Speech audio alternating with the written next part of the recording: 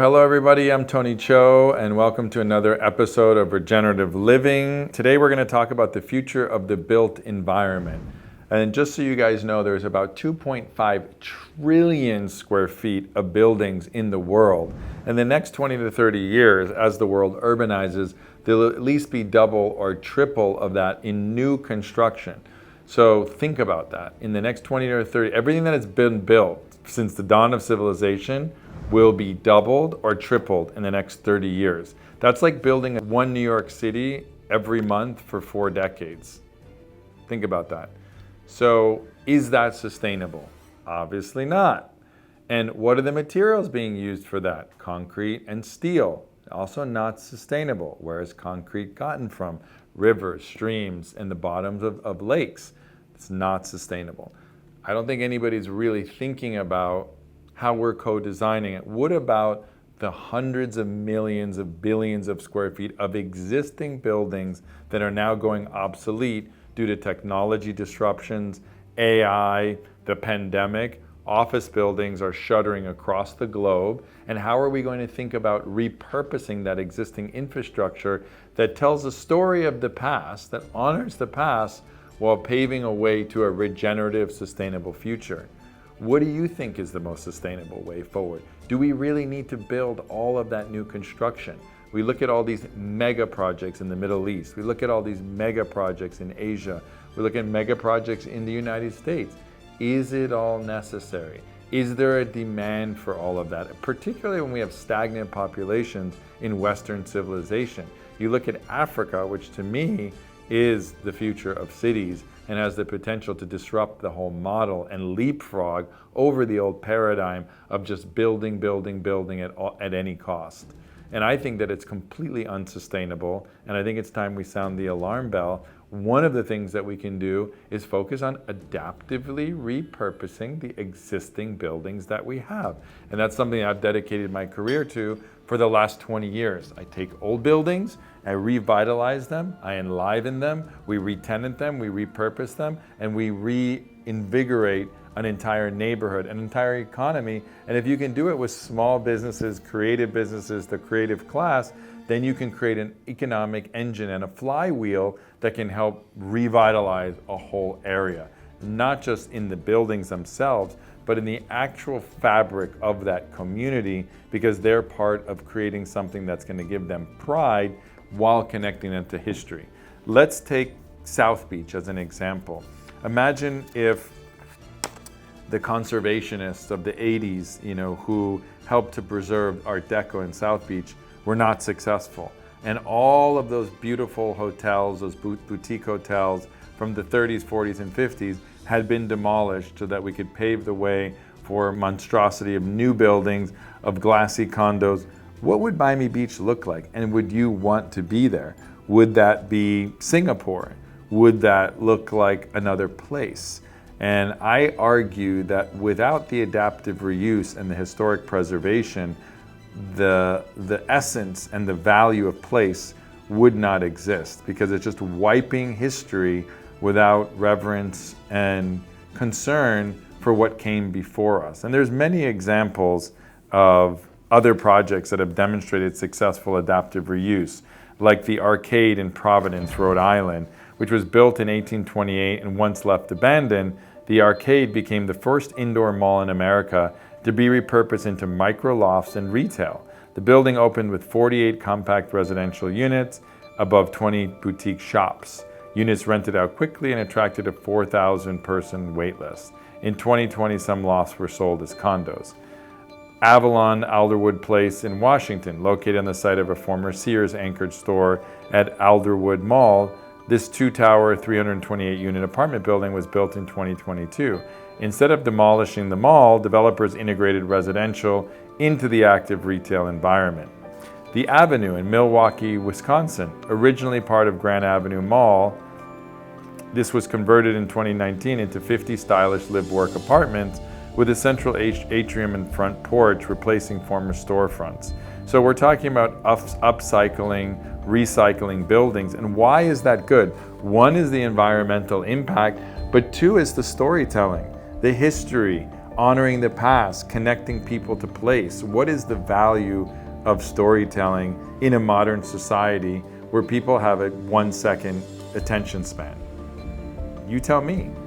I can tell you, when I go to places like Wynwood and I see the original buildings that have been preserved, or South Beach, or New York, or I go to London, Paris, Berlin, places that have the right scale, in my opinion, for the human experience.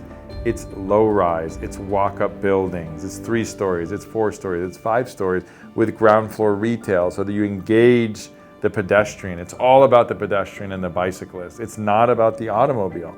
And if you are someone who rides a bike or who walks around a lot, like a New Yorker, or somebody who lives in South Beach, what is the experience like in a car versus being on a bike or on foot?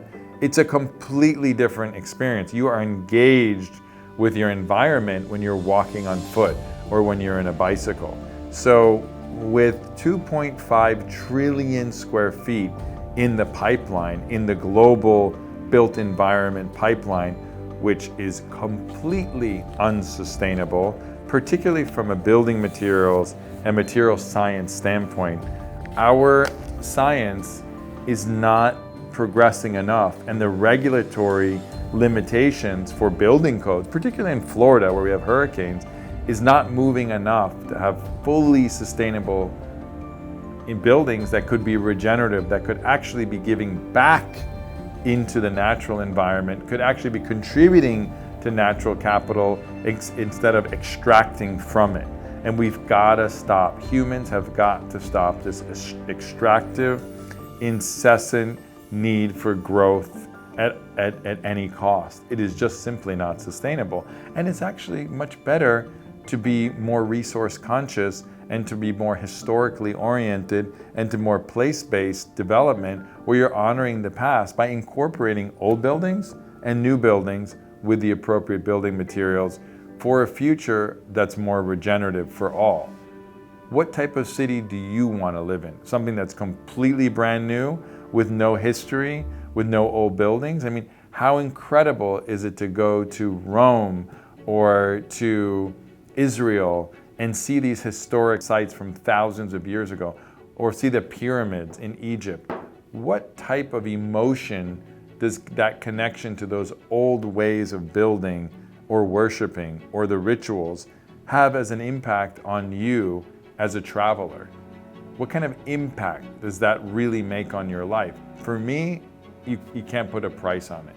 For me, it's priceless. And the more that we protect our natural environment with at least 50% of the 50% Earth movement, we're protecting 50% of the natural environment, and we're not developing more than 50% of the rest that's not on the ocean. We can talk about ocean floating cities later. That's not part of this, but there are many more innovative ways than just to go into the middle of a desert and start building monstrosities and pouring concrete, right? I think we can all acknowledge that there might be a more sane, more sustainable, more regenerative way to go about things.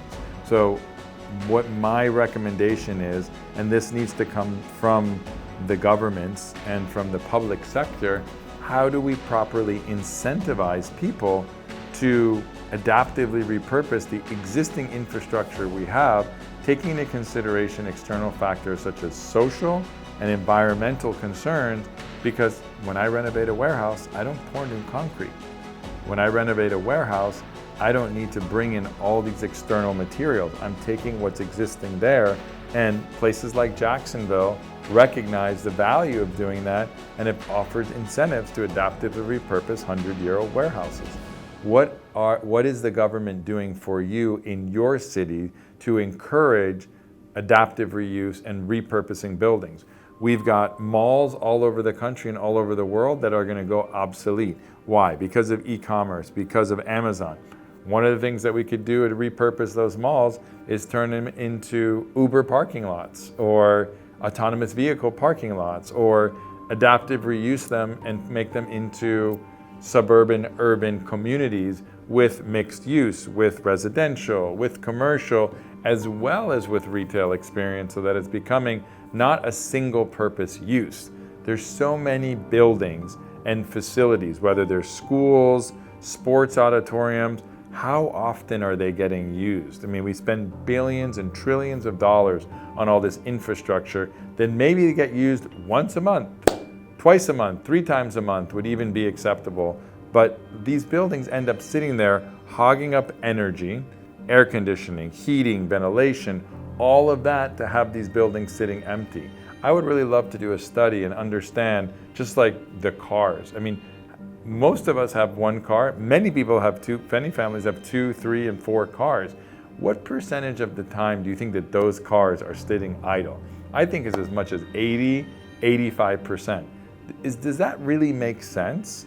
And so I think as we look at trends and as we look at the evolution of our society and the needs, where we know it's going to be less demand on office, more demand on public and open spaces, how are we going to repurpose our malls, our parking garages? Many people are looking at parking garages and turning them into offices or residential, or designing them as such, because we know that autonomous vehicles are coming. And if any of you guys are in LA or in Miami or other places, you can see Waymo and other people prototyping autonomous vehicles. It's not a thing of the future, it's a thing of now. And so these types of disruptive technological advancements are having an impact on the built environment. You saw it in New York after the pandemic. Offices reached all-time vacancies, and people are trying to figure out, how do we repurpose office buildings into residential or into entertainment or other uses? And so I think now, as cities, leadership, developers, urban planners, architects, how do we work with infrastructure that's adaptable, that's flexible, that's future-proof, and that really is designing for a world that is regenerative? Because I don't see it being done enough. I see things being done in silos, in certain examples of something great, but without bioregional and countrywide and global planning, you could do something on the other side of the globe that would have no connection to what's happening on this side of the globe. And I know that's a lot to ask for the individual investor, for the individual resident, but I like to think on a macro scale, because if we can zoom out 30,000 feet, we can understand that the impact of what we do locally, act locally, think globally, but why don't we think globally and act locally with the information that we glean from what's happening, trends around the world? And there are many people doing really interesting things. When I was in Saudi Arabia, they were using rammed earth on Diriyah, for example. All the materials were coming from the surrounding area. That practice, even though it's new construction, at least is not putting a burden on all of our shipping channels and supplies and relying on all of these logistics to get their materials that are shipping from the other side of the earth, which creates CO2 emissions, which create costs, which create resources. So I think it goes back to thinking smarter, working smarter and not harder, and really leveraging technology with all of the amazing tools that we have, with AI, with the great design skills that we have, with the advancement in biomaterials. I mean, there are buildings that can breathe now. There are buildings that can produce their own energy, recycle all their own wastewater. It's there. The technology is there. Just like Einstein said, it's about the implementation and it's about the incentives to bridge the gap to make it make sense. For example, I put $400,000 worth of solar panels on our roof here to demonstrate and be the first net zero office building in Miami. Did anybody give me any incentives to do that? No, I did that on my own dime. After the fact, we were able to get financing from Climate First Bank. Thank you, Chris Castro and Climate First Bank, for doing that. But most people don't have the capital to do that up front. And it was a strain for me to do that as well. But I really wanted to put my money where my mouth was and be a leader and demonstrate what's possible, because that's how I want to live. And ironically, I think FP&L called us and said, hey, we need to turn off the power, for an hour during peak office hours. And I was like, great, we don't have to worry about that because we have a backup Tesla battery. We've got solar panel. We're not relying on the grid, the inefficiency of a private utility to mess with our survival, resilience, and sustainability. So I think there's so much to be learned from the past. Again, 7-generation planning, going back to indigenous practices, but think about how buildings were built. Think about the Mayan civilization, how advanced it was. Think about all these old civilizations and how they lived much more in balance with nature in terms of the ratio to built environment, natural environment. You know, what is the quality of your air in your neighborhood, in your community, in your city? What is the quality of the soil? What is the quality of the water? And all of this is going to depend on what types of materials we're using to build things and how we're operating our buildings. Operating costs of buildings is probably the biggest hog of energy and the largest culprit for CO2 emissions in the world. How do we disrupt that? How do we change that? And how do we live in balance with nature? Those are the questions that keep me up at night. And hopefully we can work together, co-create and co-design a future that incorporates and doesn't waste all of the amazing infrastructure, the trillions of square feet of existing buildings that we have on Earth. Hopefully we're not going to waste that and squander that. Let's learn from the past. Let's work together collaboratively. Let's design the right incentives to ensure that folks that are really passionate about adaptive reuse have the tools, have the resources, have the playbook and the blueprint to build in a more regenerative way that also inspires future generations that are connected with place and the history, unlike just building new all the time without regard to history or place or the environment.